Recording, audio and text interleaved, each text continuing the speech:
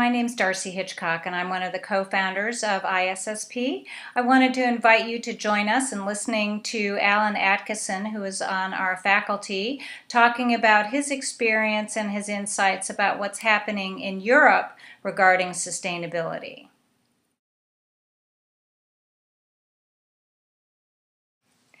So, Alan Atkisson, how nice of you to take some time in what must almost be the middle of the night, your time, to chat with us at ISSP. I wanted to start by having you talk a little bit about your practice. It seems like you've been in the field longer than almost anybody I know, and your original book, Believing Cassandra, was my favorite book to get out there for people to give them an overview. So I'm really glad that you've updated it. You need to send me a review copy so I can do a review on that. Will you do that for me? Of course I will. I'm sorry I didn't do it earlier. I'll get the publisher to do that right away. Okay, that's great. So why don't you tell our audience a little bit, or our members, a little bit about your background and the kinds of work that you've been doing, and also you've been faculty for ISSP for quite a while, and so how do you see ISSP sort of relating to the work that you do? Why spend time with us? Well, I'll start with that. ISSP has been very satisfying, I have to say. The courses that we've been teaching, and I say we now because I had a colleague helping me with the last course and doing the detailed feedback to students that I wish I had more time for.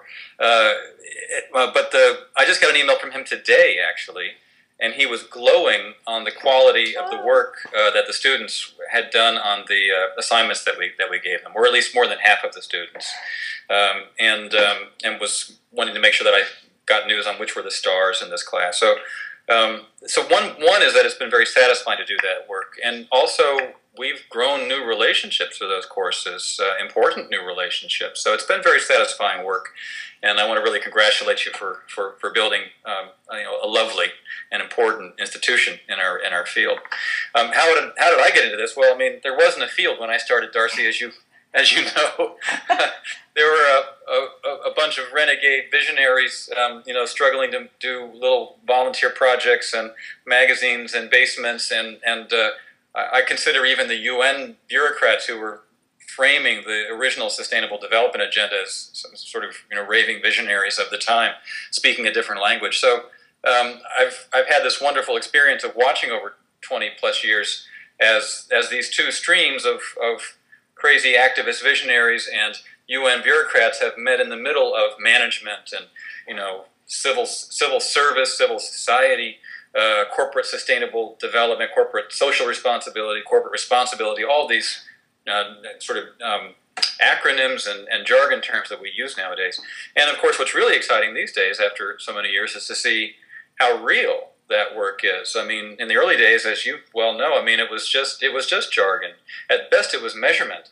Now it's strategy. Now it's action. Now it's measurables. Now it's quite when people are making visions, these are corporations and governments that are making visions, and they're quite sophisticated, and they're backed up with action plans and budgets and investment programs.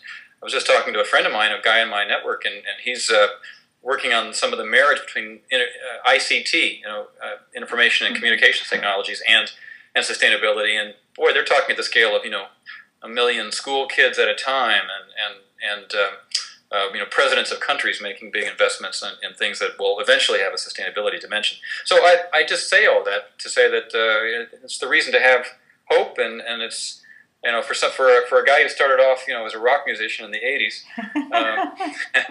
trying to change the world with little songs, as Kenny Rogers once sang, and now having the opportunity after a lot of years of the same kind of work that you've been doing, of trying to lay bricks and groundwork and get people interested in something that didn't even exist yet. Now we're just having the pleasure of working with large companies and government agencies and the UN, and it's just at a whole different level. I'm still worried, frankly, desperately, about the fate of the world, but the work is satisfying in that way. I'll close this little tirade with a quote. Sherman Rowland. Sherman Rowland. It's in Believing Cassandra, actually. I still love this quote, which I got from Bill McKibben. He had just had the breakthrough with Molina on the ozone hole. Mm-hmm. And he came home, and his wife asked him, how was your day? He says, well, um, you know, the work is going very well, but I think it's the end of the world. So I live every day hoping that it's the work is going well and it's not the end of the world. Yeah, exactly. So, because of how you framed all of that, I think I want to flip the order in which we were going to talk about things. So, you were talking about all this exciting work that's happening, and frankly, we don't hear squat about that in our general media here in the United States. So, I would love for you to talk a little bit about what some of the most exciting things are that are happening in Europe. I know you work all over the world, but if you could focus on Europe, what are some of the coolest things, and what should the rest of the world be emulating? Well, I mean, Europe is in some ways still a divided region. So on the one hand, in my little practice, we've had the kind of a lovely new relationship that we've developed with one of the leading business schools in Europe, ESCP. They're sort of the Harvard Business School of France, and they've got professional development programs around the continent. And I picked them out because they're about as mainstream as you can get, and they're doing very serious sustainability stuff. So in France and Germany and the UK, the level of dialogue on what sustainability means is at the level of how green can we be? In the UK, I don't know if it's making the US media, but the Cameron government came in saying they were going to be the greenest government ever, in the history of the world, basically. And Cameron himself fought his own, right wing to ensure that the carbon councils or carbon committee, I forget the formal name, that their recommendations for the conversion of the UK energy system to a more sustainable energy system, that would go through with very, very ambitious goals for carbon reduction. So that's, at the one end, people are fighting about whether we're green enough when we're being relatively super green in comparison to other parts of the world, perhaps. On the other hand, big, vast pieces of Europe are still just trying to catch up with, the basics of getting garbage out of rivers and cleaning up basic air pollution issues that are as bad as you might see in Asia. I've been working also the last year, and I'll continue for the next year or two, with the government of Serbia, and helping them on the implementation of their new, really quite visionary Sustainable Development Plan. So even Serbia, which is not yet in the EU, which has been affected by war, which has 300,000 refugees and 800,000 Roma, what we used to call gypsies. With all of that, the deputy prime minister is the champion for the National Sustainable Development Strategy, which knits together all the ministries. And there's lots of critical things one could say about how things are going or not going, but it's incredibly visionary, more visionary than some of them in Western Europe, and that's a kind of a bellwether. So Serbia, like lots of countries in the eastern half of Europe, still has the problem of people dumping cars in rivers. I mean, literally. But on the other hand, it's tying itself to this European vision of sustainable consumption and production, to use the jargon. Even beginning to explore, and I know that they're beginning because I just did the presentation that kicks this off. What does it mean to bring the issue of happiness and well-being into the economic planning? That's quite radical for them, even though it's not radical for France or the UK or other countries that are beginning to measure happiness and well-being as a parallel account to traditional GDP and other economic measures.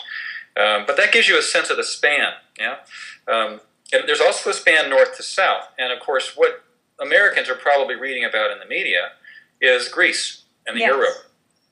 And absolutely, the financial crisis is having a huge impact on investment and sustainable development, and it will continue to have that impact. But on the other hand, you've got the impact of and this, by the way, is Europe reacting to global issues. You've also got the nuclear energy issue. With the Fukushima accident, Germany deciding to scrap its nuclear program, and that's going to send a huge demand signal into the renewable energy market as well as the energy efficiency market. There was already a huge signal. If you go to Germany, as I was recently, even driving around the countryside, Germany has a lot of both industrial installations and small settlements in their countryside, you see solar panels everywhere. I mean, literally everywhere. Every little barn is just covered with solar panels. There was even an exaggerated worry that on some nice sunny day in June, when everybody's out from outside enjoying the sunshine and not at home running their televisions, that there might be too much solar energy coming into the system, that it would blow the circuits. Experts say that that's not really a worry yet, but that's how much solar energy is already in Germany. And then you've got this signal from the nuclear decision that's going to change that as well. So that's that. If you go south and you get into the worries about financial stability that are affecting Portugal and Spain and Ireland and Greece, the so-called pigs. and those that's what the acronym has turned out to be.